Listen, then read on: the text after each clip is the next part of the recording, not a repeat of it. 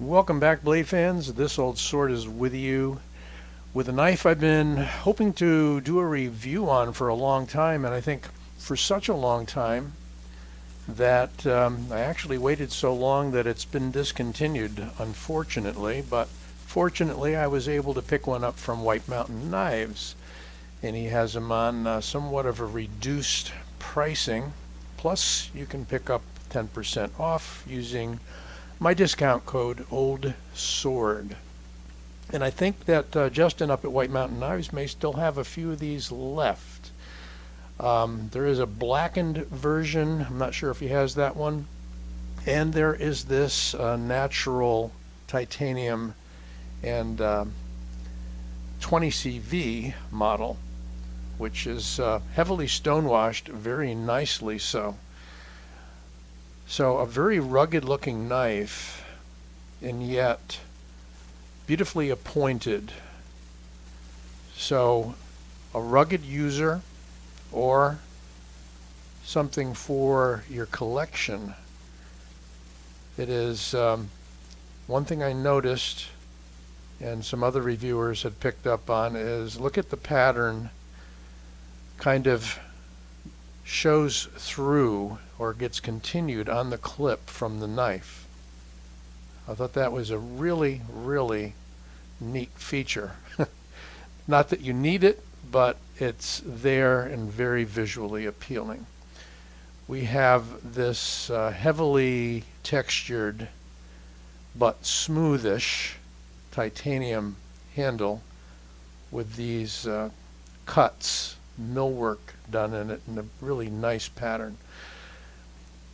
And the name of the knife, if I had forgotten to mention that, is the Hecate or Hecate. It's a Greek word, and it comes from a goddess. I hope I'm pronouncing that right. I think I looked it up and it was Hecate or Hecate alternately. And she was the goddess of magic, witchcraft, the night, moon, ghosts, and necromancy. She was the only child of Titanes, Perses, and Asteria, from whom she received her power over heaven, earth, and sea. Hecate assisted Demeter in her search for Persephone, guiding her through the night with flaming torches. So there is an ancient image of Hecate. So pronounce it how you like. Greek names are not often easy to pronounce, but one thing I notice about the designer, and this is a design by Alessandra DeSantis, noted for her designs of the Aswang, which is a little karambit made by Tuya knives, and a knife that I have, the Roman by which also has historic backgrounds and a handle with a Roman road pattern, stone pattern in it. And one more, which I'll show you in just a minute, by Boker. But Alessandra likes to put meaning and history into her designs, which I find very, very cool. This is a tactical design, no doubts about it. It's almost a 4-inch blade. I think it's 3.8. We're going to measure it up in a moment. Has a prominent carbide glass breaker on the end with a lanyard hole as well. That kind of extends the length of the knife overall. Here we have the logo. Here we have Hydra Design, which is Alessandra's company, her design company. Again, Hydra, again borrowing from Greek mythology. And just really nice, and this is very much a signature design. We'll again look at another knife in a minute, which has this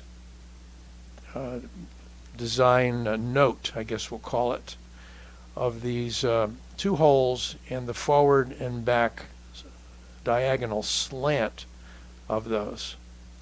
All right, I'm going to get into the ergos and some of that in a moment, but we'll give you some measurements and some comparisons just so you have that idea if you don't have the knife.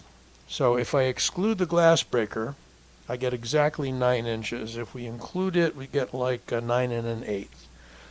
We have a blade length of, I'm going to call it 3 7/8.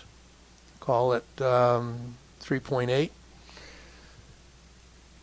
And I have a cutting edge about 3.6. As far as the other dimensions go, the handle's not that thick. It is a 0.52.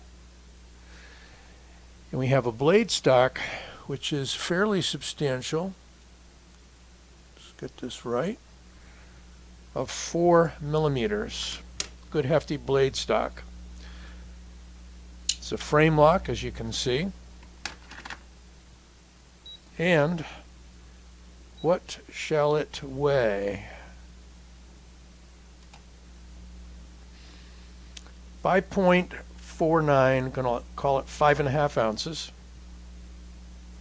Not light, but it is a 9-inch knife, and it feels fine. Very lively in the hand.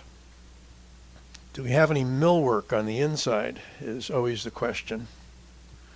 Ooh, my light is coming on high these days. Oh, there we go, yeah. So we've got some millwork on the inside to lighten it up. Good amount of it. On the underside of the titanium handle.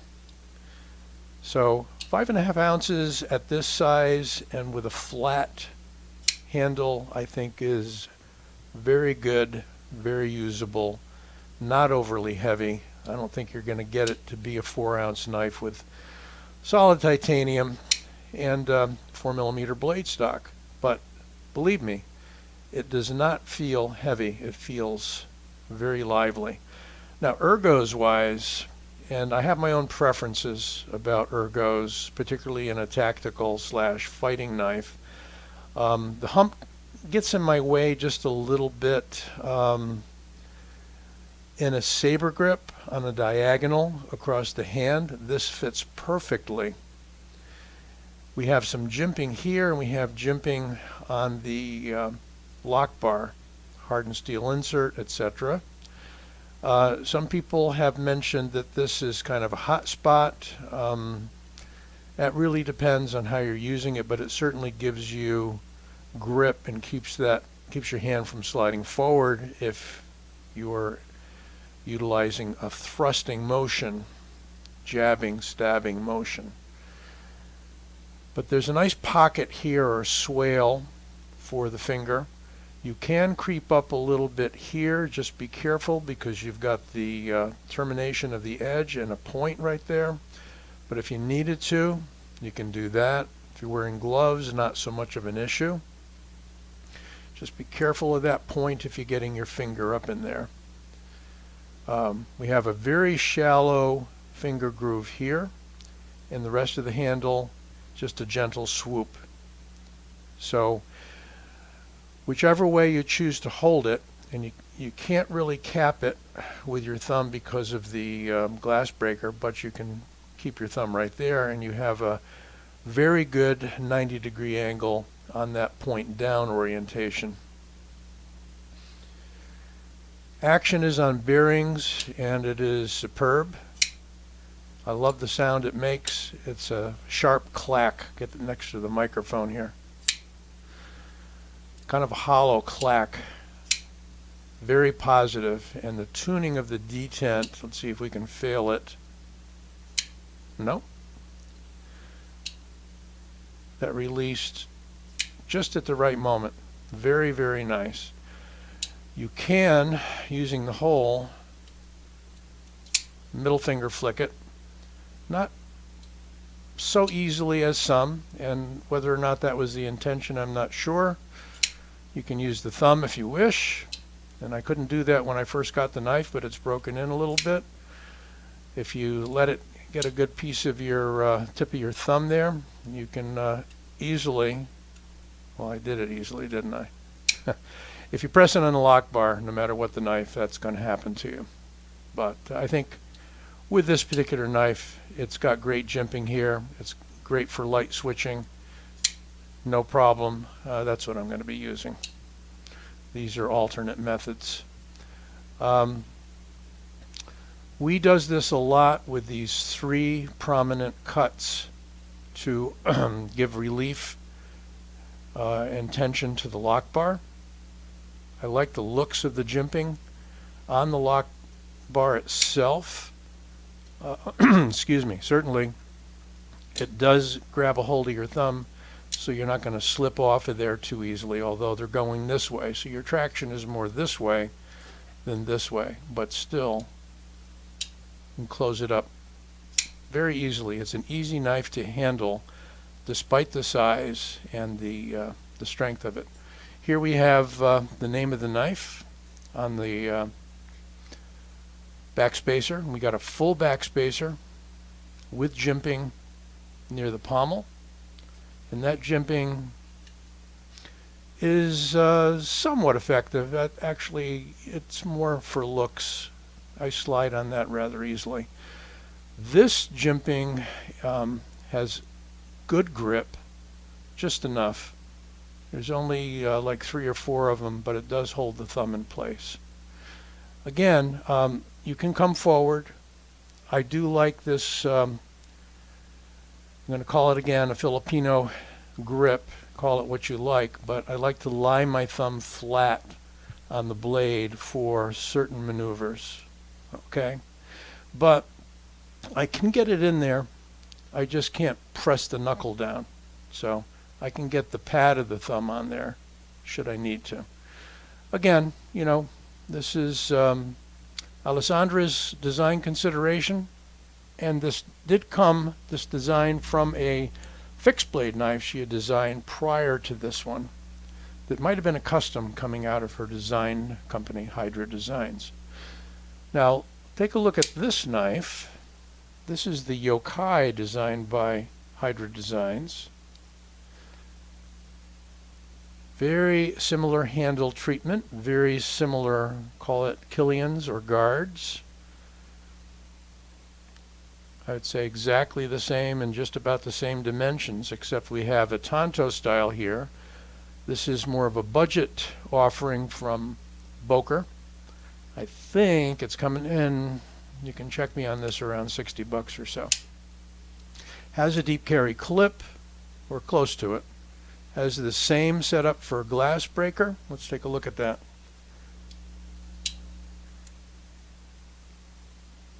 Very, very similar, almost identical, except we have a titanium clip here.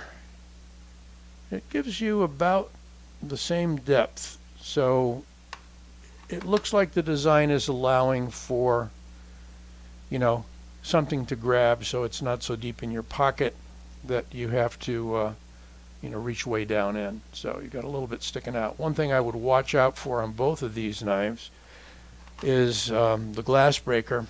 If you're sliding your hand into your pocket, that you don't strafe your hand on it. But I would say most of the time, and again, you know, if you're reaching in your pocket for something else that's in the same pocket, you might encounter that.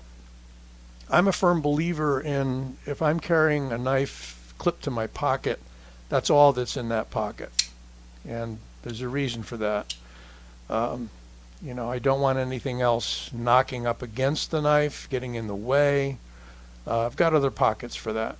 So I like to keep that pocket clear most of the time. There are some exceptions, throw a dollar bill in there or whatever. Some change at the bottom, what have you. But if you do reach your hand into the pocket, just have to be a little bit careful because that is fairly sharp. It's a pointy one. There is not a ceramic ball on this one. It is simply a pointed glass breaker, which looks like it would be very effective for that purpose. Let's take another look around. I would call this, you can call it a reverse tanto if you like. It is Could be called a clip point, could be called a modified Warncliffe, although we have a nice belly on the blade. 20 CV blade is going to be stay and be, and it is very sharp. Do we have some paper nearby? Always a challenge. Let's see. Yes, we do. For exactly this purpose.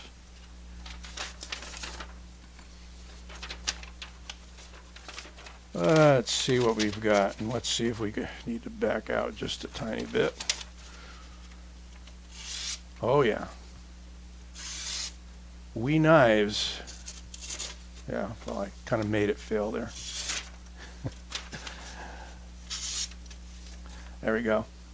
There is an art to cutting paper, cardboard, what have you. You do need to draw the knife through correctly, even to make the best advantage of an already sharp edge. Let's get the knife back in the shot. So again, the wee Hecate, named after a Greek goddess, designed by Hydra Designs, Alessandra DeSantis, and just definitely a keeper for me. I like the ruggedness of it, and I like the beauty of it at the same time. Just very nicely done, and in keeping with other designs from Hydra Design. So, hope you enjoyed this video. Don't forget to give it a like and subscribe. Be back with you soon.